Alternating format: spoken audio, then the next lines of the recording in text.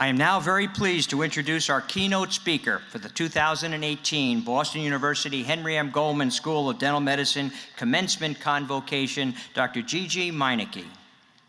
Dr. Meinecke, a Goldman School of Dental Medicine alumnus, maintains a full-time private practice in Potomac, Maryland. Her highly distinguished career in dental medicine has included 30 years of practice in general dentistry that includes restorative and cosmetic dentistry and facial injectables. Dr. Meinecke began her healthcare career as a nurse, having received her RN and BSN degrees in 1983 from the College of New Jersey. Having practiced nursing for 5 years, she then saw the light and entered the Henry M. Goldman School of Dental Medicine, where she earned her Doctor of Dental Medicine degree in 1988. In recognition of her many contributions to dentistry, Dr. Meinecke was inducted as a fellow in the Academy of General Dentistry in 2005 and the International College of Dentists in 2014. She has gone on to be a Public Information Officer, Maryland Academy of General Dentistry, National Spokesperson for the Academy of General Dentistry, Delegate of the Academy of General Dentistry, Council Member, Academy of General Dentistry, Legislative and Governmental Affairs Council, Committee Member, Maryland State Dental Association, and member of the Boston University Henry M. Goldman School of Dental Medicine Alumni Board. And I'm very pleased to say that in 2017, she was elected to serve as President-elect of the Goldman School of Dental Medicine Alumni Association. That's great. In 2004, Dr. Meinecke became active in the field of facial injectables, and in order to spread her vast knowledge and experience in the use of these materials, she founded FACES, F-A-C-E-S, the only facial injectable training to incorporate cadaver workshops with live patient injections. Recognized as an authority in facial injectables, Dr. Meinecke lectures and provides workshops to many groups and organizations and has been published in the New York State Academy of General Dentistry Journal, the Florida Academy of General Dentistry Journal, and Dentistry Today on such topics as the lower face influences total aesthetics in injectable procedures, when and how to say no to facial injectable patients, taking the fear out of facial injectables and cracking the male facial injectables code. I had the very good fortune of sitting in on one of the workshops that Dr. Meinecke presented during the 2017 annual session of the Academy of General Dentistry held in Las Vegas, Nevada. I also had the privilege of introducing Dr. Meinecke for her continuing dental education presentation entitled A Facelift for Your Practice, Adding Botox and Dermal Filler Procedures, held at the Goldman School of Dental Medicine on Saturday, September the 16th, 2017, to alumni, students, and residents as part of the 2017 Henry M. Goldman School of Dental Medicine Alumni Weekend. Dr. Meinecke is a superlative example of the dedicated dental professionals that Boston University Henry M. Goldman School of Dental Medicine is proud to have in its ranks of alumni. It is indeed an honor and a privilege to welcome Henry M. Goldman School of Dental Medicine alumnus and Alumni Association President-elect Dr. Gigi Meinecke, DMD Class 1988, to the podium to deliver the 2018 Henry M. Goldman School of Dental Medicine keynote address. And I know she will be an inspiration to all of us in attendance today. Dr. Meinecke.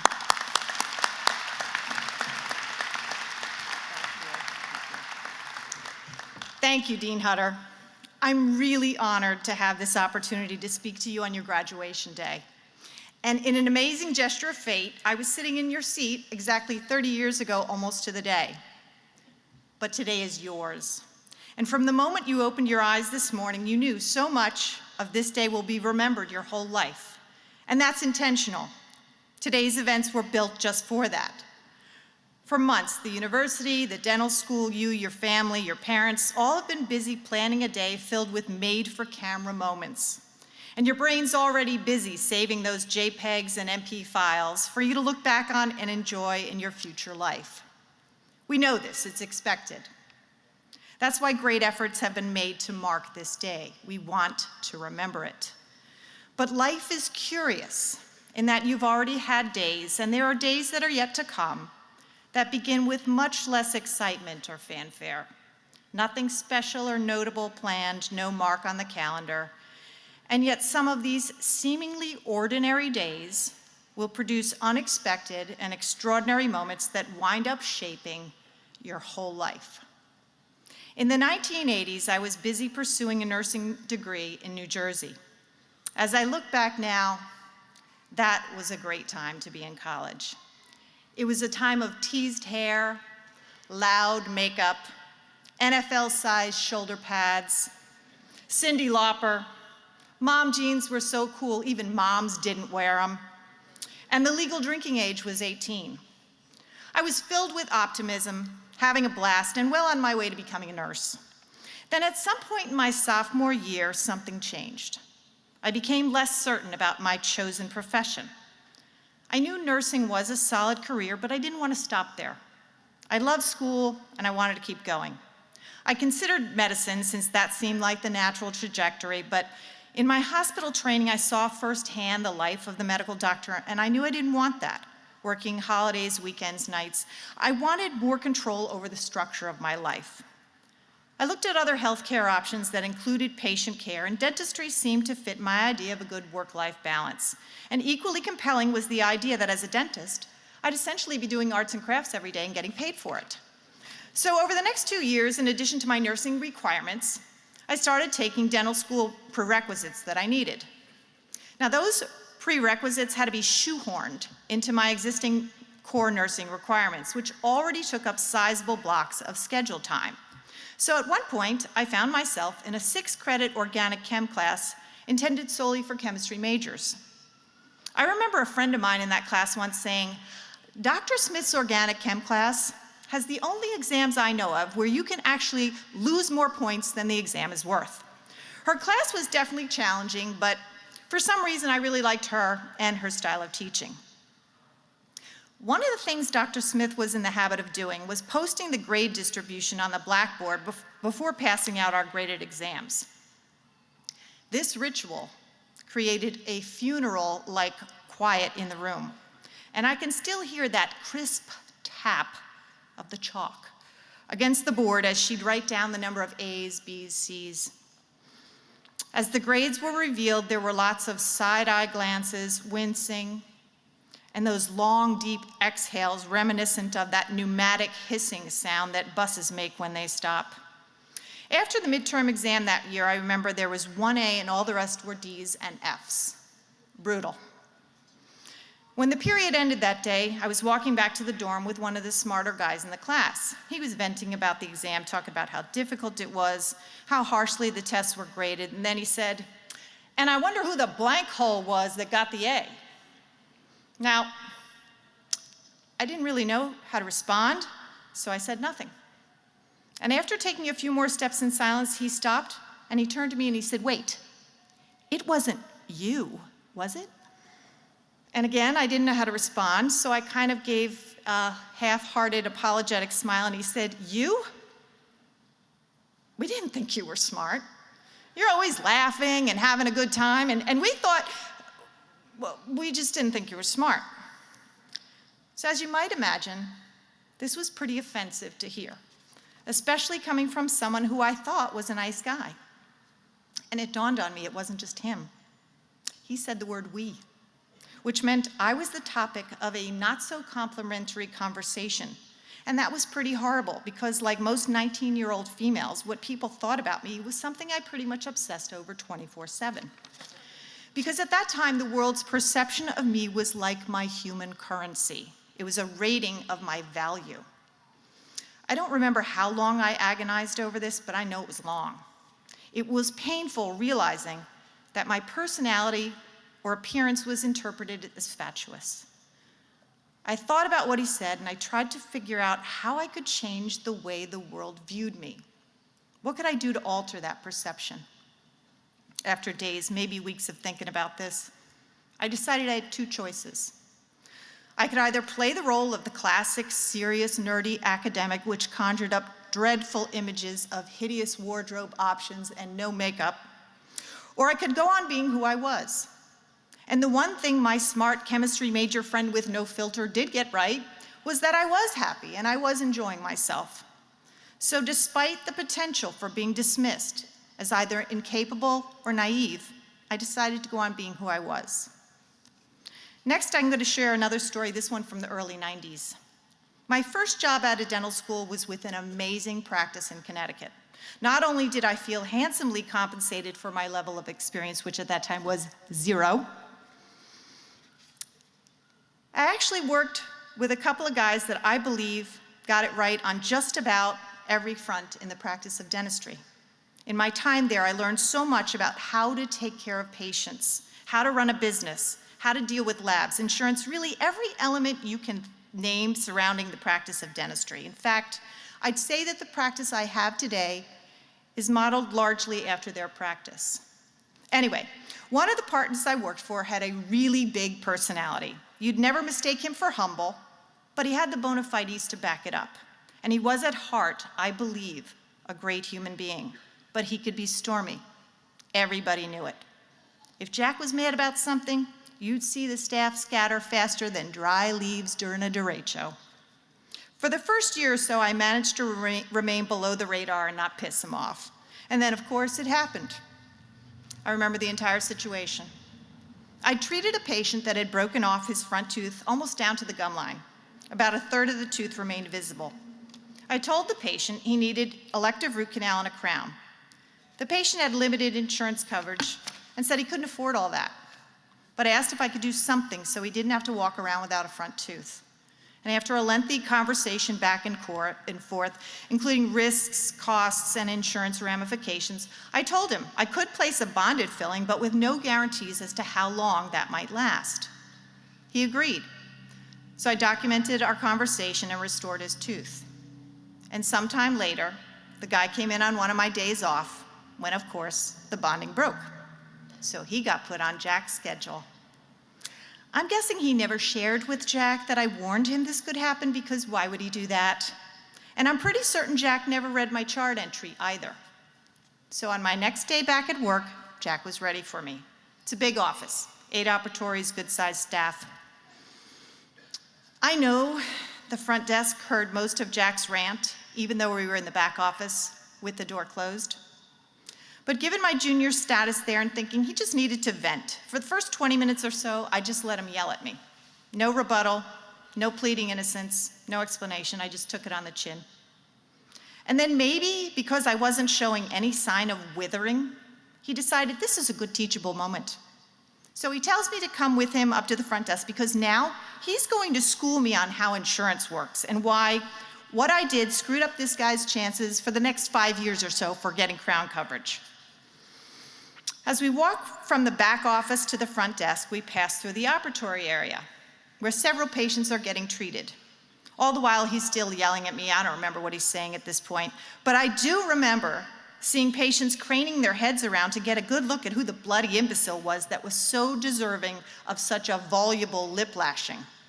His rant continued at the front desk for another 15 minutes or so. The staff was so obviously embarrassed for me, and I could see their discomfort. I felt terrible for them, for me, and I realized I was getting mad. But at some point, it seemed like Jack's lecture was finally over. So I got up and began walking back to the private office to get ready to see my patients. And to my surprise, he followed me and started in again. This was like nothing I'd ever experienced. So I turned around and I held up my hand and I said, "Enough." He said something else and I repeated, "Jack, enough." And I walked away with him still yelling, and I got ready for work. When I got home that night, I was completely drained. I replayed that entire ordeal over and over and over in my head. I decided that even if what I'd done for that patient was wrong, which to this day I still don't believe it was, the public lashing that I'd received was completely inexcusable. I resolved that if I was ever treated like that again, it would be inconsistent with my ability to continue working in that environment, and I'd need to leave. So, the next evening, I called the other partner, Alan, and with a shaking voice, I told him how I felt about Jack chastising me in public, and that if it ever happened again, I'd need to leave the practice. Now, this was a risky move, since Alan would naturally tell Jack, and we know Jack's prone to volatility, and I'm sure I could have very easily been replaced, and I didn't have a backup job.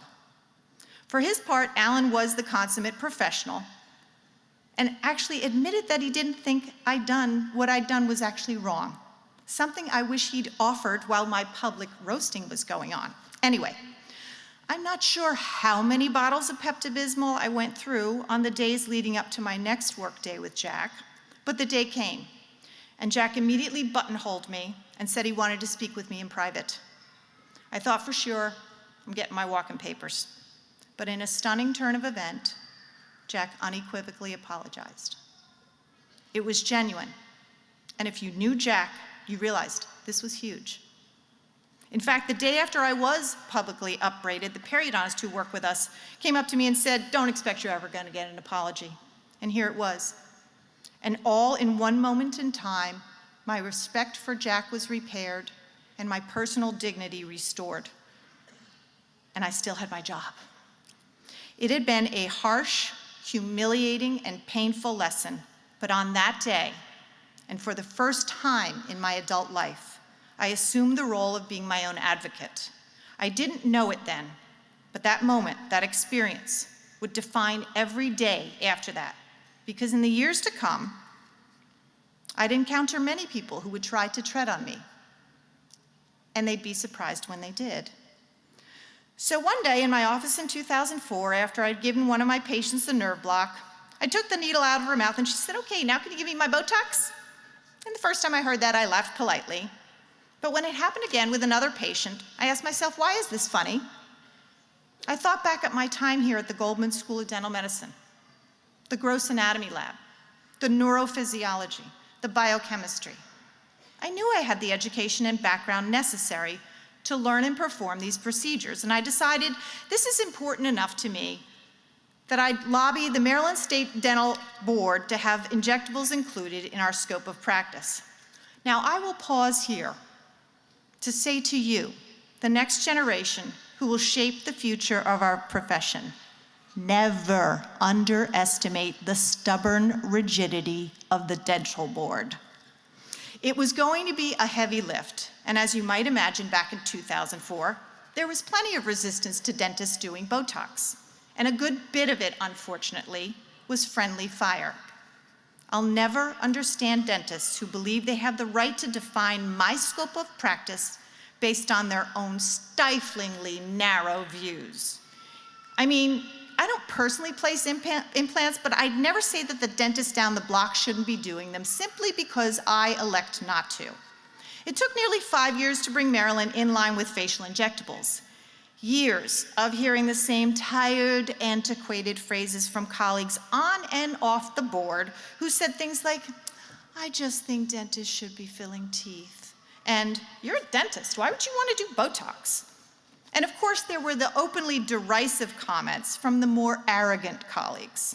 There's one dentist who, regardless of the meeting topic, if I was at the table, apropos of nothing whatsoever, he'd find a way to interject a snide comment about me and Botox. But what these naysayers and perpetual MOD amalgam enthusiasts didn't know was I had a bachelor's in being underestimated. I had a master's in public excoriation from the Institute of Jack Zuckerman, and I have a DMD from the Boston University Goldman School of Dental Medicine. While the battle was ongoing, those 5 years seemed interminable, but looking back and recognizing that most dental boards move at a glacial pace, the turnaround time could be viewed as pretty impressive. Fortunately, as I see it today, the country is on the trajectory where nearly all dental boards are including facial injectable treatment in the scope, so it's just a matter of time. For me personally, as time went on, my enthusiasm, interest, and education in facial injectables grew, and in 2013, I created the company called Faces. I can say with certainty that my motivation and inspiration for doing this was deeply rooted in my educational experience here at the dental school. I never expected that kind of response to this. Anyway, okay. My time in the gross lab left an indelible mark, and I knew that if I could bring the science of injectables together with a cadaver dissection workshop, which doesn't exist elsewhere, that marriage would be powerful. Experience taught me that you just can't get a three-dimensional appreciation of the facial envelope with a two-dimensional book, something that's not lost on dentists who always work in the three-dimensional space. If you would have told me 10 years ago that I'd have the unique privilege of dissecting a human cadaver every few months, I would have said, yeah, nice dream, never gonna happen. And so much has happened in the 30 years since I sat in those seats.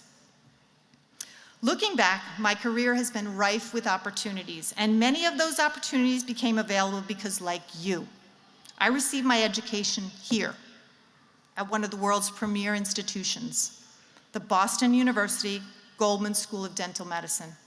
You must know that your experience here has been unique. The faculty, a number of whom were my instructors and are therefore much older than me, are exceptional educators and practitioners. And thanks to the exceptional vision of our Dean Hutter, you've enjoyed the benefits of a seamless digital experience. The ground's been broken for our new school, and I'm proud to say that our dean has already expressed interest in adding a facial injectable component to the predoctoral curriculum. That is huge. That, too, would be another first for a dental school. So why am I telling you all this? Because as I sat in your seat 30 years ago, I had no idea what lay ahead for me. Oh, I thought I knew, but I didn't, and neither do you.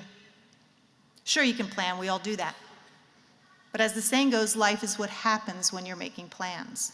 Every day you do stuff, some of it exciting, some dull, some pleasant, some annoying, some memorable, some unremarkable.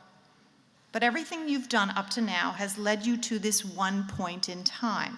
Therefore, every moment in life, no matter how insignificant it may seem, is important. I wish I'd known earlier that when opportunity knocks, she usually shows up dressed like adversity. It was only in the second half of my career that I began to truly embrace adversity, knowing that if I looked carefully, surely I'd find the opportunity that was always lying within. And I wish I'd realized the gift of being underestimated a lot sooner. Being underestimated is liberating. When you're underestimated, people don't watch you. They're busy watching the people they think are the real movers and shakers. It allows you the space to do whatever you want, and you're limited only by your own potential. So here's a question. Which one of you will be standing up here in 30 years? Have you thought about that? I'm excited for you, wondering what interesting and fabulous opportunities lay ahead. I promise you those opportunities will present themselves. It's inevitable. So I say to you this: when adversity shows up, look for the opportunity therein and seize it. Believe in yourself and pursue your dreams doggedly. Don't let the doubters derail you, and don't be afraid to stand up for yourself and for your passions. Life is not about number of followers or number of likes. It's about having passion for your vision and realizing the irrelevance of those who will try to pull you down. You alone own the exclusive rights to your story. Don't let someone else write it for you. Be authentic. Be you. Congratulations, Boston University Goldman School of Dental Medicine, class of 2018.